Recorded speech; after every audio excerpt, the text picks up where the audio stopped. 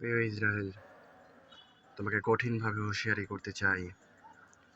যদি ফিলিস্তিনে এখনই তোমার নৃশংস আর নির্মম অত্যাচার, নির্যাতন, গণহত্যা বন্ধ না হয়, তবে আমরা এর শেষ দেখে ছাড়বো ইনশাআল্লাহ।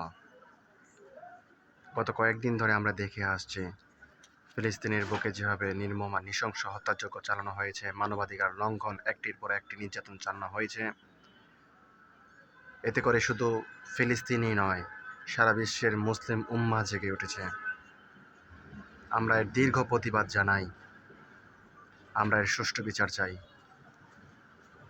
এবং আমরা রাইট নাও ফিলিস্তিনের